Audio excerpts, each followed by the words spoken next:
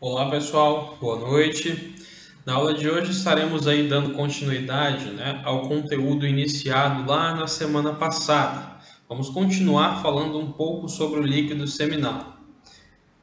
Para hoje, o conteúdo que foi separado, na verdade que vai ser iniciado e que vai ser aí finalizado com a aula prática, assim que a gente retornar para as aulas presenciais, vai ser a análise do líquido seminal, ou em outras palavras, a realização aí do espermograma, beleza? Então fiquem atentos, que aqui nessa aula nós vamos falar basicamente sobre os principais pontos de um espermograma e na nossa aula prática vamos estar aí discutindo, sobre a realização de um espermograma e os seus principais achados.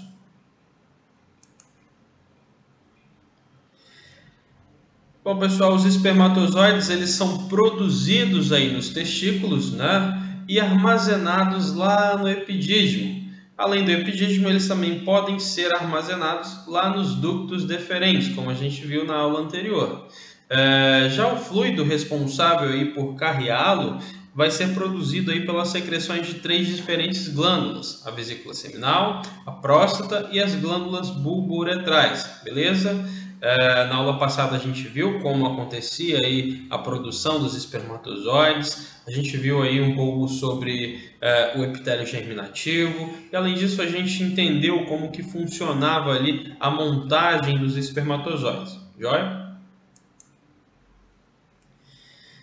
Bom, quando um homem e uma mulher apresentam aí uma certa dificuldade para conceber uma criança, um ou ambos podem ser inférteis, A gente precisa considerar que algum dos dois aí podem ser sim inférteis. Estudos indicam que cerca de 40% dos casos de infertilidade são relacionados a distúrbios no sistema reprodutor masculino. Beleza? Então, cerca de 40% da infertilidade relatada hoje é relacionada, aos homens, é relacionado a problemas no sistema reprodutor masculino. Uma análise aí de sêmen, que é uma análise relativamente simples realizada em laboratório, pode identificar algum desses distúrbios ou até mesmo descartar aí um caso de infertilidade masculina. Entretanto, não é apenas casos de infertilidade que são buscados durante uma análise de sêmen. Essa técnica, de espermograma pode ser aplicada aí num momento pré-casamento, chamado aí de exame pré-nupcial, para identificar, se o homem vai ser capaz, de ter uma atividade, de ter um papel ativo aí na reprodução.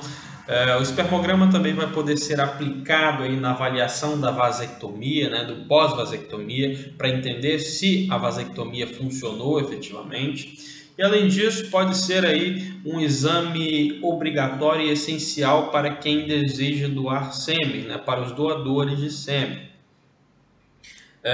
O espermograma é um exame não muito complexo, que a gente vai entender um pouco mais adiante e posteriormente nas aulas práticas. É um exame não tão muito complexo, em que são avaliados parâmetros como volume, viscosidade, pH, concentração de espermatozoides, a motilidade, ou seja, a sua capacidade de se movimentar, a sua viabilidade e a sua morfologia, beleza?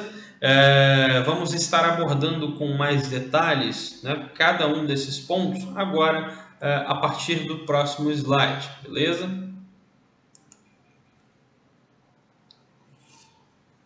Bom, pessoal, antes da gente falar dos pontos que compõem o espermograma, a gente precisa entender um pouco sobre a coleta do material, sobre o processamento desse material.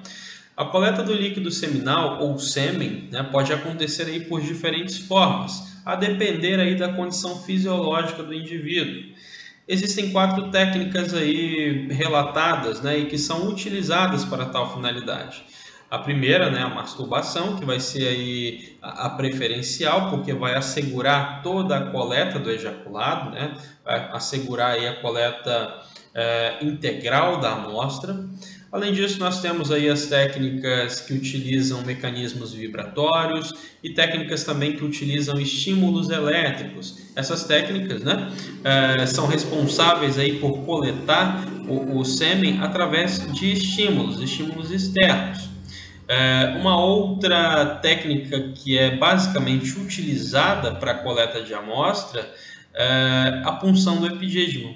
A punção do epidídimo vai ser capaz de coletar os espermatozoides, em seu ambiente de armazenamento. A desvantagem desse tipo de coleta é que não há nenhum líquido, não vai haver nenhuma secreção glandular, não vai haver ali a secreção prostática, nem a secreção da vesícula seminal e nem da glândula bulbouretral. A gente vai coletar basicamente só os espermatozoides com o líquido produzido lá no epitélio germinativo. Para a coleta normal, aí, através da masturbação, algumas regras devem ser seguidas, né? A primeira das regras aí é a abstinência da atividade sexual por até 2 a 3 dias. Essa abstinência tem como objetivo aí obter uma amostra que vai refletir diretamente, de forma precisa a contagem e a viabilidade espermática. Além disso, a gente deve ter aí uma higienização, prévia do local, a fim de evitar possíveis agentes contaminantes, E preferencialmente, pessoal, a coleta deve ser realizada no laboratório. E se realizada no laboratório, deve-se fornecer aí para o paciente um recinto privativo e confortável, beleza? E além do local, o laboratório deve oferecer ainda as principais instruções escritas e as instruções verbais para tal análise. O material ele deve ser coletado aí em frasco de vidro ou de plástico, e que deve possuir aí abertura ampla, de modo que perca-se a menor quantidade possível de amostra. Em hipótese alguma, o material, o sêmen, pode ser coletado a partir de preservativos. Por quê? Frequentemente, esses preservativos ou os preservativos podem conter aí compostos que são espermicidas, além de lubrificantes que vão interferir na análise do nosso material, na amostra do paciente. Caso houver aí a necessidade de transporte a partir de um local distante do laboratório, a amostra deverá ser obrigatoriamente mantida em temperatura próxima corporal. Essa manutenção da temperatura se faz essencial porque os espermatozoides eles sofrem com variações bruscas de temperatura. Então a gente deve manter essa amostra o mais próximo da temperatura corporal possível até a análise, beleza? Além disso, um fator importante a respeito do ejaculado é que ele vai sofrer aí uma coagulação após a ejaculação, E após essa coagulação, ele pode se liquefazer aí em 30 a 60 minutos depois, Por isso, as amostras devem ser entregues e analisadas pelo laboratório o mais breve possível, beleza? Por quê? Devido a essa ejaculação, devido após o ejaculado se tornar liquefeito, E a avaliação da liquefação do ejaculado é uma das análises que a gente faz dentro de um espermograma, beleza? Então, assim, a amostra preferencialmente ela vai ter que ser coletada e analisada o mais breve possível para evitar que as etapas que forem sendo realizadas dentro do escopo do que é cobrado dentro de um espermograma sejam prejudicados. É possível também, pessoal, informar-se com o paciente se houve aí a perda de alguma porção do ejaculado, Haja visto aí que a maior concentração de espermatozoides estará presente aí no primeiro jato, Então, qualquer que seja a perda, nós podemos ter sim uma interferência no resultado final da análise. E vale ressaltar também que a amostra ela deve ser etiquetada com todos os dados do paciente, além de data e horário da coleta. Joia? Bom, pessoal, no líquido seminal, buscamos analisar 3 grandes aspectos, beleza? As suas características macroscópicas, que vão envolver volume, aspecto, odor, liquefação e viscosidade. Também serão avaliadas aí as características microscópicas, que vão envolver aí a quantidade, viabilidade, morfologia e também a motilidade espermática, beleza? E por último aí, como um terceiro aspecto, o aspecto químico, que vai levar em consideração a análise do pH e de moléculas químicas, como açúcares, hormônios, joia? Quanto à avaliação microscópica do sêmen, são levados aí em consideração 5 aspectos distintos, né? O primeiro aspecto é a liquefação, que é avaliada assim que a amostra chega ao laboratório. Normalmente a liquefação acontece em até 60 minutos após a ejaculação. Tempos superiores a 60 minutos podem ser considerados aí anormais, podendo a amostra ser tratada com uma solução de alfa-amilase para solubilizá-la e assim, consequentemente, prosseguirmos com a análise sem maiores prejuízos. O aspecto do ejaculado, que normalmente apresenta aí coloração cinza, né? Podendo em alguns momentos também apresentar-se com coloração branca ou amarelo clara, né? É considerado normal, beleza? Cinza, branco e amarelo claro são o aspecto aí, digamos assim, normal do ejaculado. Colorações amarela escura já foram relatadas associadas a determinadas drogas e colorações avermelhadas ou amarronzadas estão associadas aí à presença de sangue, beleza? E a intensa turvação também da amostra vai indicar aí que o sêmen provavelmente contém leucócitos, o que indica aí uma infecção ou inflamação do trato reprodutor. Com relação ao volume, pessoal, que normalmente está em torno de 2 a 5 ml, vale ressaltar, né, que volumes inferiores ou superiores também podem representar a infertilidade. Então a gente vai ter, né, no exame macroscópico ali no aspecto volume, uma quantidade de mais ou menos de 2 a 5 ml. E se a gente encontrar volumes menores que esse ou maiores que esse, a gente pode sim, consequentemente, ter casos de infertilidade. Um quarto aspecto a ser avaliado no exame macroscópico é a viscosidade. A viscosidade vai ser aí avaliada no momento da mensuração do volume. Como é que a gente vai fazer isso? Através do teste da pipeta. Neste teste, o sêmen, ao ser liberado da pipeta, a gente vai puxar o sêmen com a pipeta, pasteur, e vai tentar soltar uma gotinha desse sêmen, né? E ao soltarmos essa gotinha, nós veremos aí a formação de um pequeno fio de fluido. Normalmente, né, na viscosidade normal, nós temos aí um fio com menos de 2 centímetros de tamanho. O quinto aspecto é relacionado ao odor. O odor do esperma também é considerado um odor sui generis e é semelhante aí à água sanitária. Aqui nós temos o teste da viscosidade, né? Nós temos uma pipetinha pasteur e a gente tenta eliminar uma gotinha apenas, né? E avalia a formação, né, desse fio de fluido, beleza?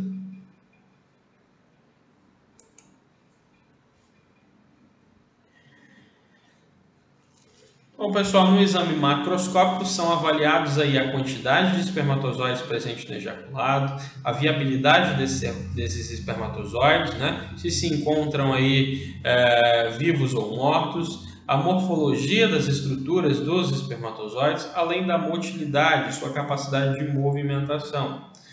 Normalmente encontra-se quantidade de 20 a 250 milhões de espermatozoides por ml de ejaculado. Beleza?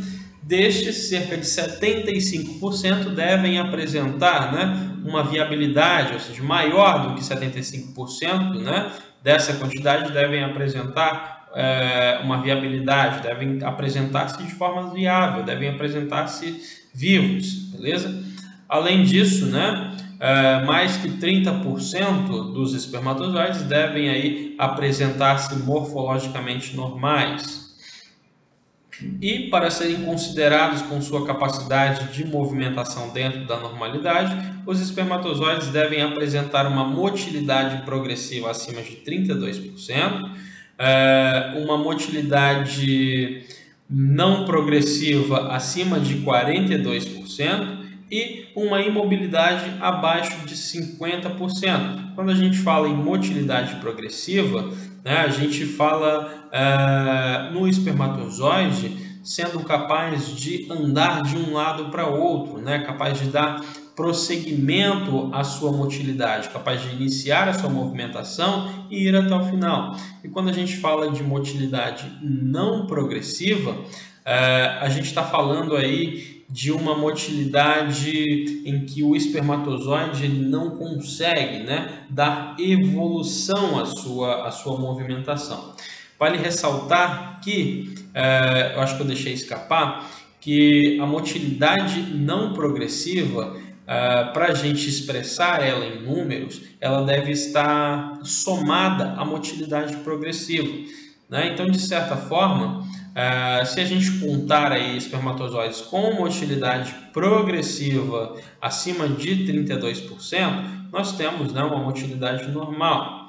Só que isso apenas não basta, a gente precisa contar também uma motilidade progressiva e a não progressiva. E essa contagem de progressiva e não progressiva é representada aí de forma conjunta, né? Então a gente conta a progressiva e depois conta juntamente a não progressiva, né, que é quando não há evolução da movimentação, e a gente tem um valor superior a 42% para ser considerado normal.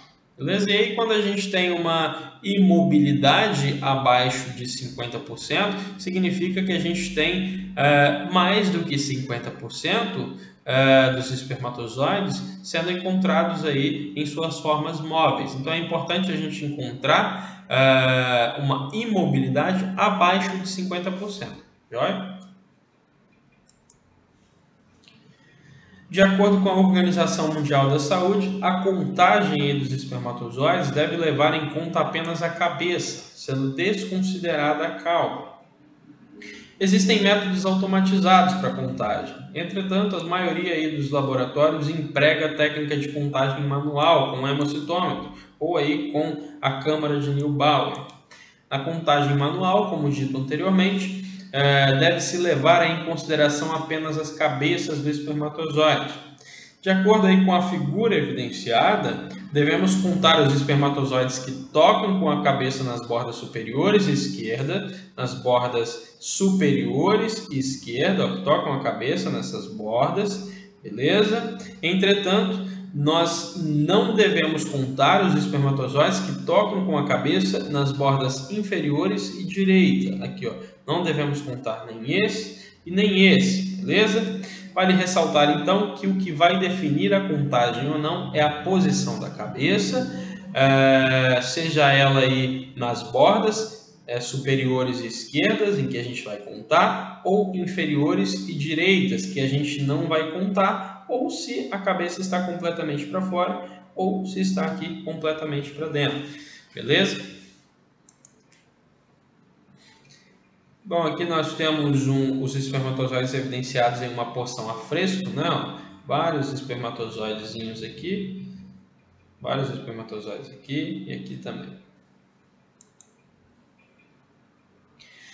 Na contagem através do hemocitômetro, dilui-se aí o ejaculado em uma proporção de 1:20 em água destilada.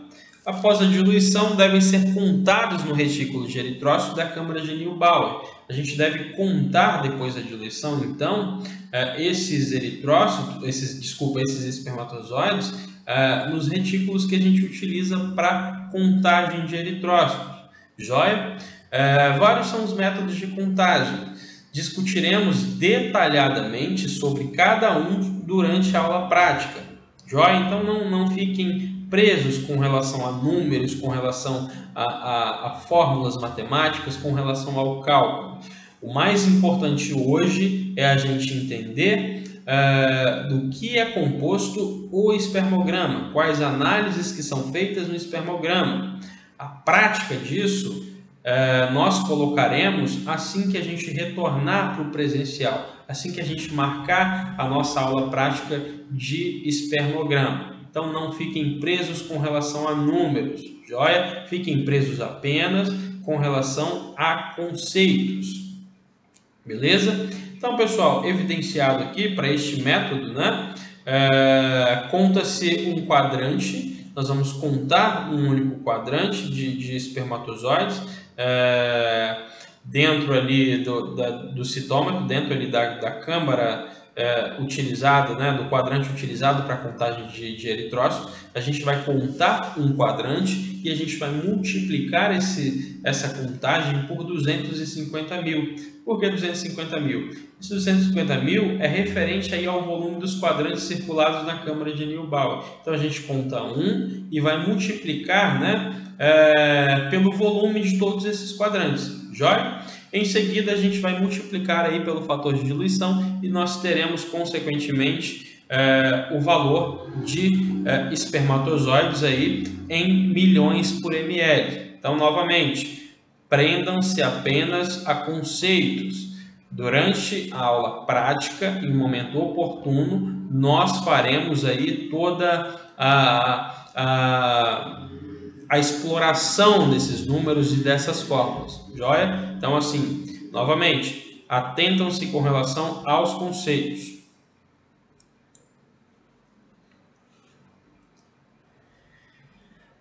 Bom, pessoal, com relação à viabilidade, né, ela vai ser importante aí para o estabelecimento de uma causa para a infertilidade masculina.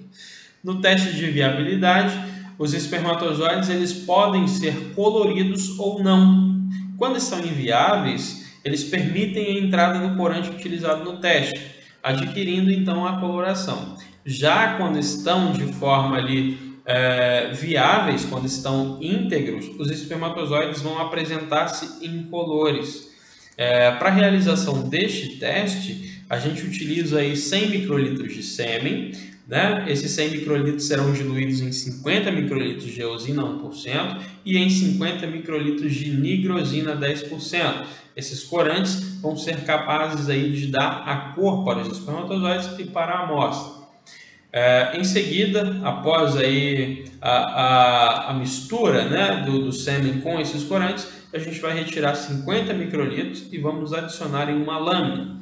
Essa lâmina será deixada aí em temperatura ambiente e, por fim, né, nós vamos levar essa lâmina ao microscópio e vamos contar aí cerca de 100 espermatozoides. E esses espermatozoides vão ser expressados em porcentagem através de viáveis e não viáveis, ou seja, através de espermatozoides vivos e espermatozoides mortos. Então aqui nós temos duas figuras, né, interessantes. Ó, os espermatozoides viáveis, pessoal, ó, eles não adquirem coloração. Ó, viável não adquire coloração. Não adquiriu coloração, enquanto que os inviáveis adquiriram coloração. Ó, aqui também um inviável adquiriu coloração, aqui também e aqui também. Com relação à morfologia dos espermatozoides, ela vai levar aí em conta todas as estruturas, seja a cabeça, o corpo e a cauda. Em um primeiro momento, os espermatozoides serão imobilizados aí a 56 graus por 40 minutos. Em seguida, para auxiliar nessa avaliação, a gente pode utilizar o corante de Papa Nicolau, o corante de Giemsa ou o corante de Wright. Esses corantes eles vão penetrar nos espermatozoides, facilitando aí a evidenciação de suas estruturas. Após aí a técnica de coloração, cerca de 50 microlitros do sêmen será adicionado a uma lâmina. Em seguida, nós vamos contar aí 200 espermatozoides na imersão e vamos expressar, né, em porcentagem os espermatozoides normais e os espermatozoides anormais. Joia? Então, nesse esquema aqui, a gente tem as principais alterações que a gente pode encontrar, né, nas estruturas dos espermatozoides. Um espermatozoide normal ele vai apresentar uma cabeça oval e uma correta distribuição do acrossomo. Ó, nós temos aqui um espermatozoide com a cabeça normal e uma correta distribuição do acrossomo, que ocupa aqui pouco mais da metade da cabeça dele. Enquanto que É anormal aqui a gente encontrar um acrossomo condensado. Além disso, a gente evidencia aqui defeitos de cabeça, né, onde a gente pode ver cabeças pequenas ou em formato de agulha. Nós temos aqui cabeça grande, cabeça dupla e temos também os defeitos de cauda. A gente pode destacar aqui cauda dupla, né, a presença de duas caudas, defeitos na peça intermediária, cauda curta demais e cauda enrolada, joia? Agora nos próximos slides vou mostrar algumas imagens para explicar, né, para explicitar essas alterações.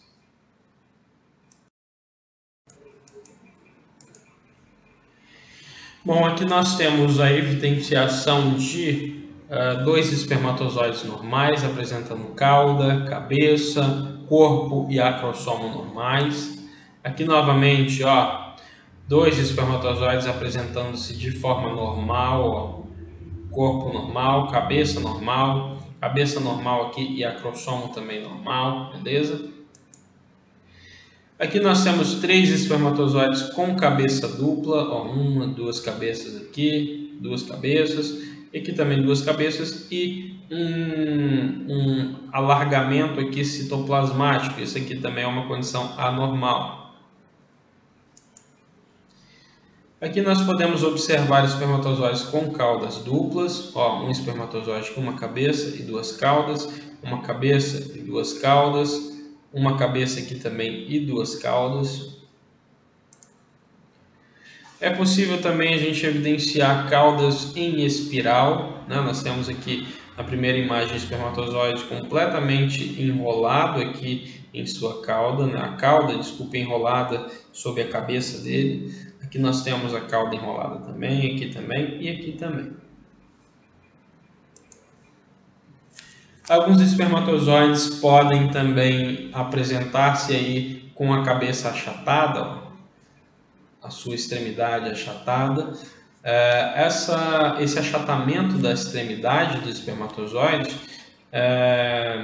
está relacionado à ausência do capuz acrossômico. Se não tem acrossomo, consequentemente, esse espermatozoide ele não vai conseguir, né, romper lá as camadas, a zona pelúcida do óvulo e adentrar nele, porque a gente viu que as enzimas do acrossomo que são responsáveis, né, por fazer lá a entrada dos espermatozoides, podem auxiliar na entrada dos espermatozoides. Aqui nós temos um espermatozoide com a cabeça normal, aqui com uma cabeça aumentada e aqui com a cabeça em formato de alfinete ou agulha, uma cabeça pequena. Então, aqui nós temos um espermatozoide apresentando aqui um excesso de citoplasma, ó, um excesso de citoplasma no seu corpo, beleza?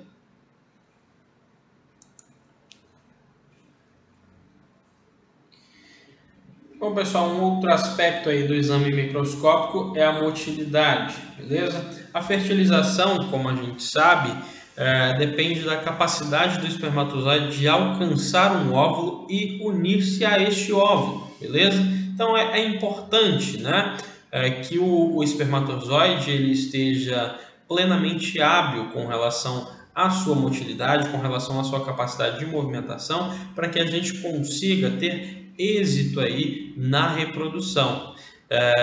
Com relação à motilidade, ela deve ser aí avaliada no prazo de 1 hora após a coleta da amostra, uma vez que ela pode aí ser reduzida ao longo do tempo, principalmente devido aí ao consumo dos açúcares, ao consumo aí das moléculas que estão presentes no meio, que são presentes no ejaculado.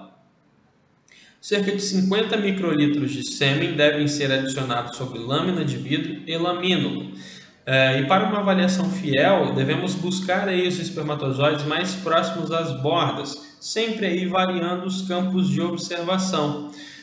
Devemos contar aí cerca de 200 espermatozoides e devemos expressá-los sob 3 aspectos distintos: os espermatozoides com motilidade progressiva, aqueles com motilidade não progressiva e aqueles imóveis, como a gente já viu anteriormente.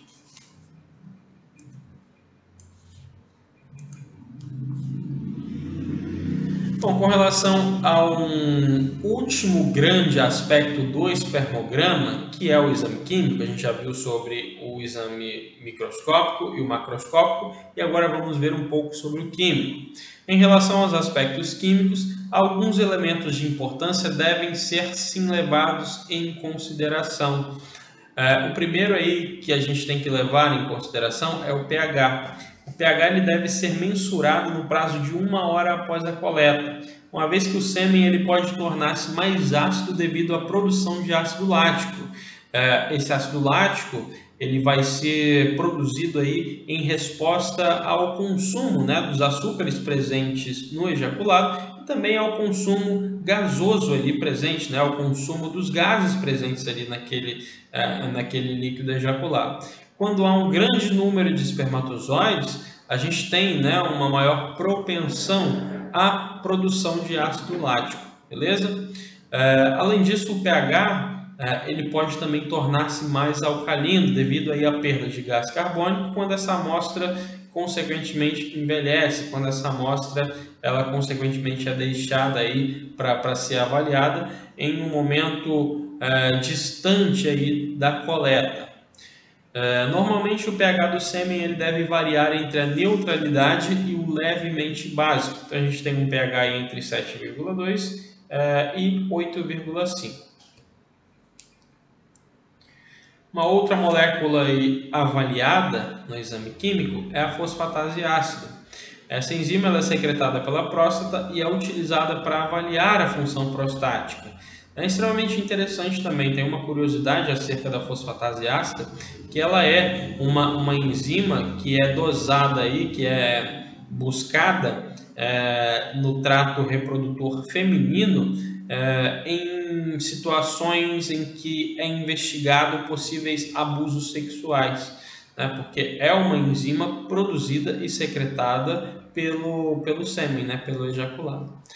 Um outro elemento aí avaliado pelo exame químico é a frutose. A frutose aí é a mais importante fonte de energia dos espermatozoides, né? Então, consequentemente, se a gente tem um decréscimo da frutose, muito provavelmente a gente vai ter um decréscimo da atividade e da viabilidade espermática, né? Da viabilidade dos espermatozoides. Bom, pessoal, então para a gente finalizar, né, trouxe aqui uma lista para vocês dos principais achados que a gente pode aí encontrar em um espermograma. O primeiro achado, na verdade, está relacionado à não obtenção da amostra, né, para o espermograma.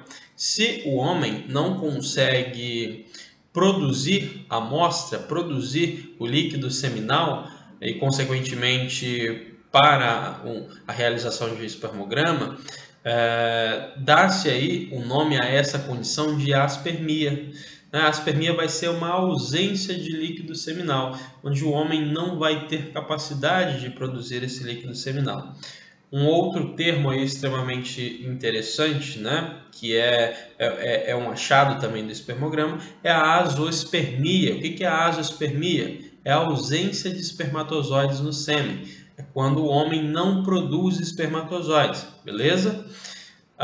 Um outro achado é a necroespermia. A necroespermia significa aí a morte completa dos espermatozoides. A gente tem ali um espermograma e na análise desse espermograma, né, a gente não encontra nenhum espermatozoide ali viável, joia? Um outro termo é a oligospermia. O que significa oligospermia? Diminuição global dos espermatozoides. Por algum motivo, houve uma redução ali da quantidade de espermatozoides naquela amostra. Um outro termo aí é a teratospermia. A teratospermia é uma alteração aí generalizada na cabeça dos espermatozoides. Esses espermatozoides eles se apresentam de forma anormais, né? Um outro termo é a normoespermia, que significa aí uma contagem global normal. Temos também a hiperespermia, que é um aumento global dos espermatozoides. E nós temos a normo, hiper e hipocinesia, que está relacionado à capacidade de movimentação, à motilidade. Normocinesia significa que a motilidade está normal, hipercinesia significa que a motilidade está acima do normal e hipocinesia significa que a motilidade está abaixo do normal, beleza? E por último nós temos aí a astenospermia, que significa aí uma diminuição, né, da contagem de espermatozoides móveis. Quando há uma exacerbação de espermatozoides imóveis e uma diminuição aí acentuada, né, de espermatozoides móveis. Beleza? Pessoal, gostaria de lembrá-los que retornaremos nesse assunto com mais detalhes assim que for possível realizarmos a prática. Joia? Então lembre-se, esta aula de hoje foi para apresentar os termos gerais, né, de um espermograma. As partes mais específicas, né, a mão na massa, entender como que funciona uma contagem, entender como que funciona uma análise de viabilidade, de motilidade, e entender como que esses termos aqui que a gente estudou nesse último slide irão entrar em um espermograma, nós iremos estudar, iremos entender isso mais adiante, quando a gente for realizar a nossa aula prática, beleza? Então não fiquem presos quanto a isso e aguardem que em um momento oportuno nós retornaremos para dentro desse assunto. Joia? Gostaria de agradecer então a atenção de todos, né? Terminamos por aqui a nossa videoaula de hoje. Tenham uma boa noite e um forte abraço.